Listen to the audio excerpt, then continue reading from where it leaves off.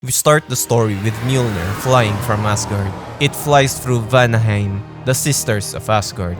It passes through the skies of Alfheim, then to the dark fields of Nida Vetlesh, smashes a mountain from Jotunheim, and to the fiery furnace of Muspelheim. Its voice resounds across Svartalheim, to the rose-scented rainstorms of heaven, to the deepest hollows of Niflheim, and finally towards Earth. Mjolnir bursts into flames as it enters the atmosphere. As it passes through the head of the giant monster the Avengers are fighting, the impact was so strong that it almost beheaded the beast. Iron Man was so happy to see Mjolnir that it gave him an idea, as he asked for a Sharpie.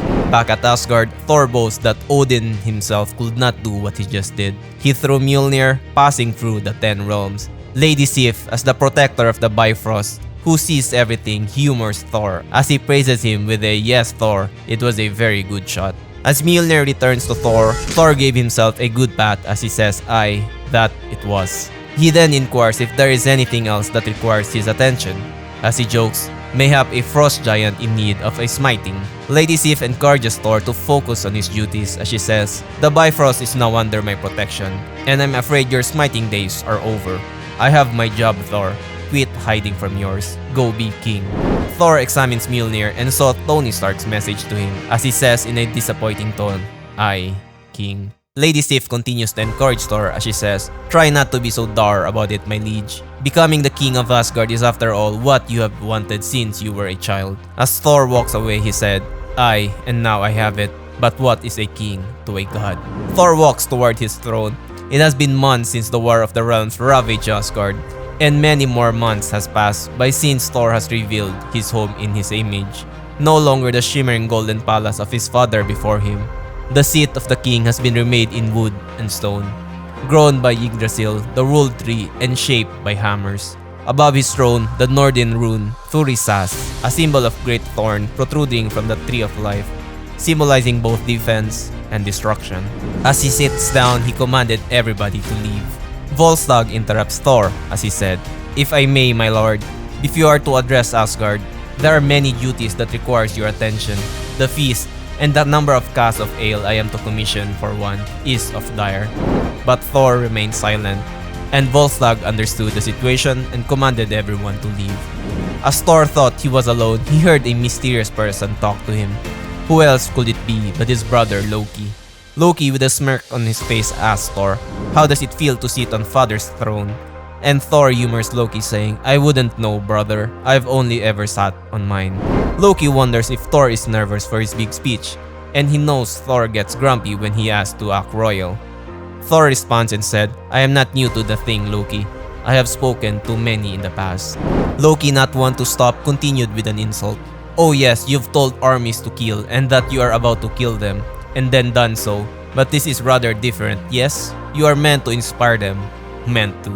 Thor had enough of Loki as he asked, "Tell me, King Loki, Lord of the Frost Giants, is it no longer customary to bow when visiting a foreign king?"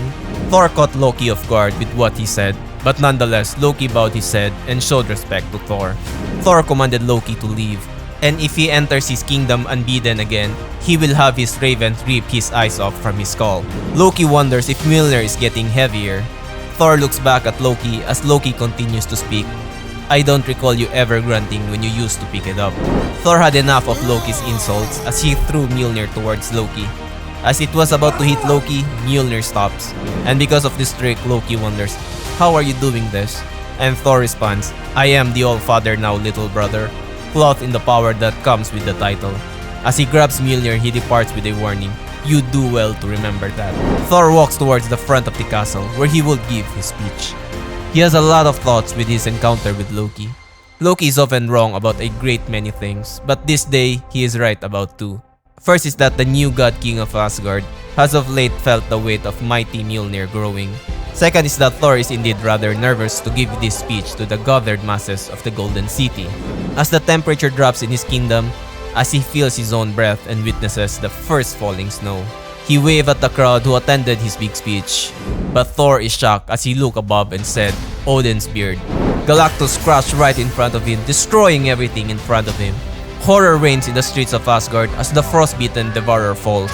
A rumbling blackness fills the golden canyons as his yawning machine armor thaws. Without hesitation, Thor summons the lightning, drops his helm, and leaps toward Galactus screaming, "Galactus, you dare?" Galactus, however, stops Thor as he said, "I came for help. You are the only one who can. The Star Plague, the Great Black Winter, it is coming." And with these parting words, Galactus, the Devourer of Worlds, has fainted. Since the Devourer fell, the morning rain of Asgard has been pouring for weeks. The lightning furious and incessant, the thunder deafening. The city officials busy themselves by counting the dead, calculating the cost, trying to ignore the silence of their king. Volstagg, the voluminous trusted ally and one-time war Thor, passes his time with a spreading weight in his already prodigious gut. For in the weeks since Galactus brought frozen death to Asgard, Yggdrasil, the world ash, the tree of life has begun to die. Thor, with the help of his ravens, has scoured the galaxies to find and bring all the heralds of Galactus here with him. As he asks them, what in the damn hell is a star plague? What is this black winter? Everybody is silent as Thor screams, "Answer me!" Suddenly, Silver Surfer faced through a wall saying, "It is the end of everything. Hello, Thor." Thor is pleased to see a familiar face but wonders why Norrin is black as he asks, "What happened to you?" Silver Surfer responds, "A tale for another time perhaps. We must act quickly." Surfer asks everybody, "How much do you know of Galactus' birth? How he came to be what he is now?" Cosmic Ghost Rider responds, "He was an explorer of the galaxy before ours, Galan of the planet Ta'a. Some unknown cataclysm killed his universe, and he was the sole survivor. He was transformed into what he is today." Silver Surfer interrupted and said, "No, not unknown. The Star Plague, the Blight Storm, the Wrath Blizzard. Many names but one truth. It is the one true end, the Black Winter." With a worried look on Thor's face, he asks, "How do we stop it?" "We do not," Surfer responds. "The Black Winter killed the universe before ours. As Galactus devours worlds, the winter comes for realities." Norrin continues to reveal that Galactus is the only one who has ever survived winter. Twice now. Once on Ta'a as a man, and now weeks ago he witnessed it and narrowly escaped its path before crashing to Asgard. He must be the one to face it again. But first, he must feed. Surfer shows everybody of these 5 very special planets that will give Galactus powers beyond their imagination. He has hidden these worlds for a very, very long time from him. Nova is displeased with the plan as it will give Galactus more power. Stardust asks, "So which one of us is taking him?" Norrin volunteers that he will be his herald in this journey. As a loud lightning strikes, Thor too volunteers to go on this journey. Inside Thor's room, Thor ready himself for war. He reflects on the words of Lady Sif earlier and Loki's question in regards to Mjolnir. As he erased the writing on Mjolnir, he said, "The old king is gone." Thor, together with his army and the heralds, walked towards Galactus. Thor commanded Galactus to kneel. Without hesitation, Galactus kneels as Silver Surfer approaches him. Norrin says, "I can feel you in my head, Galactus. Am I to assume you know of the plan, of the truth?" Galactus confirms he does and is impressed that Surfer was able to conceal this location from him. Surfer shows Galactus that Thor, together with his army, will help them evacuate the people of the worlds that he was to devour. As he said, "Shall we begin, Master?" Galactus responds with a surprising no. Surfer is confused and he asks, "I do not understand." Galactus continues to talk and said, "The frost, the star plague, it is not a being. Each galaxy or entity that gazes into it perceives it differently. Just I am perceived differently by each of you. The Black Winter, however, when you gaze into it, you see the form of your own true death. I have gazed into it twice. Once when I was Galan, I watched my universe die before my eyes, and I saw nothing. I had not yet seen the cosmic wonders I know today, so it appeared to me as a great blackness. A void as I could not fathom such things with a mortal mind." Galactus' eyes glows as he aims his hand at Thor and continued, "But when I saw it again, do you know what I saw then, Norrin? What I saw as the embodiment of my one true death. I saw Thor." Galactus proceeded to use his powers on Thor as Surfer screams, "No!" Thor screams in agony. Loki stops Volstagg as he tried to go help Thor. Thor continues to scream as he drops to the ground kneeling. Galactus continues to talk as he said, "I did not happen upon Asgard. I did not come here for asylum. If you are to be my end, Thunder God, then we will kill the Black Winter together. And where we are done, I would have you close, so that I may have words with thee. Until then, rise, Herald of Thunder." Thor rises, revealing his new form, empowered by the power cosmic from an unknown Earth where the Black Winter has already begun. It looks like ashes falling from the sky. As it touches you, it slowly eats your flesh, turning you to ashes as well. It destroys everything in its path, living or not. As one boy points to the sky, we see a familiar blue and red blur flying near the daily planet. The god of sun. He unites with the rest of the league.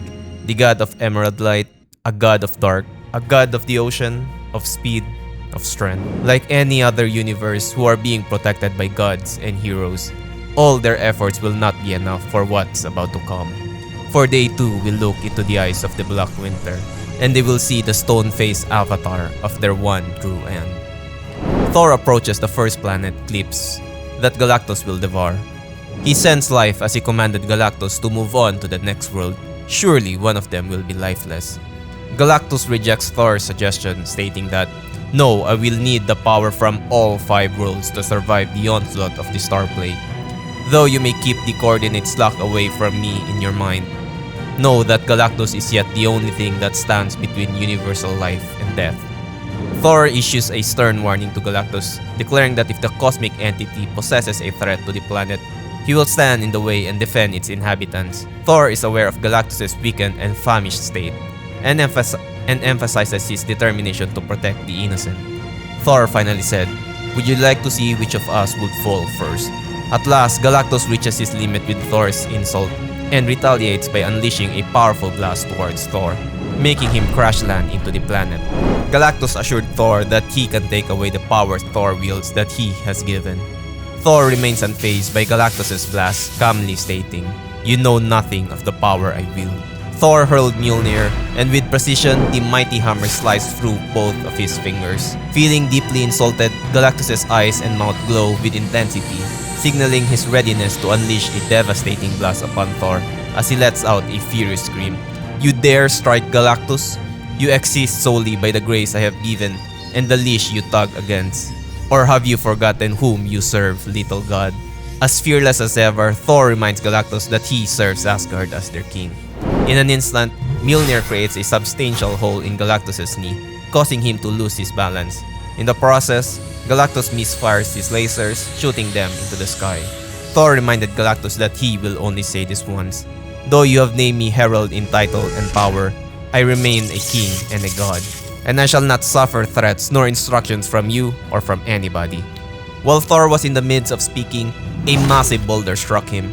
In response, the citizens of the planet started retaliating. Undeterred, Thor refuses to back down and engage in a fierce battle, even finding time to crack jokes amidst the chaos as he said, "Listen to me, you Odin-damned fools. I can't save you if I have to kill you." Meanwhile, Galactus activates his machine, unleashing powerful blasts on the citizens surrounding them. Witnessing this, Thor becomes furious and yells, "Galactus, no!" Taking charge of the situation, Thor commands Lady Sif to send a bridge to his location. Responding swiftly to Thor's orders, Lady Sif summoned the bridge, which travels at the speed of light across the universe. As the bridge lands on the planet, an astounding event occurs. Everybody, including Galactus, starts floating in mid-air. Thor warns Galactus as he said, "Hear this, Devourer. The people of this planet are under my protection from this moment forward. And when they are free of this planet and safely among the people of Asgard, then and only then may you feed." Thor will not let anybody die, especially for Galactus' gain. Back at Asgard, Volstagg busy himself as he tries to handle the situation with the citizens of Clips. Volstagg demands more ale as Asgard will burn. Thor volunteers to help. He will cut them down to manageable size with his teeth. Volstagg told Thor to not harm Asgardians as well as their guests. Thor, with the help of his ravens, communicated with Volstagg. He has already spoken with the leaders of the people of Clips. He has already explained their circumstances and has promised them sanctuary here in Asgard, until such time as he can replenish their crops and the energy of their homeworld. Volstagg stands as he can't believe Thor can speak through the ravens. Thor reveals that Hugin and Munin has never been ravens. Thor left the matter to Volstagg. The ravens flew away as Volstagg tries to catch up with them as he screams, "The World Tree, it's...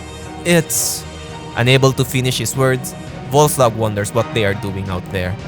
Meanwhile, Galactus started feeding. Like every other planet Galactus has devoured, Planet Cliff's energies collapse and converted to feed and heal the only thing capable of saving everything from nothing. Thor looks at Galactus as he screams, "This power, need more." Thor tried to Galactus as he yells, "Galactus, enough, you'll kill us both." Despite having his arm already restored, Galactus relentlessly continues to feed, screaming for more. In an instant, the planet explodes into dust, leaving behind a newly rejuvenated Galactus. He blazed with newfound power, experiencing a level of strength he has never encountered before. Thor meanwhile talks to Galactus, "You didn't have to break it. I made those people a promise that they will return home one day. You didn't have to kill this world." Galactus turns to Thor as he aims his hand and said, "It was necessary, as is this." Just as Galactus was about to unleash his blast upon Thor, he was suddenly bombarded with an endless barrage of missiles. Thor was disappointed as he looks back on who has come to aid him. Beta Ray Bill approaches as he told Thor he needed to speak with his master. If you're looking for something else to watch, you can check this video right here.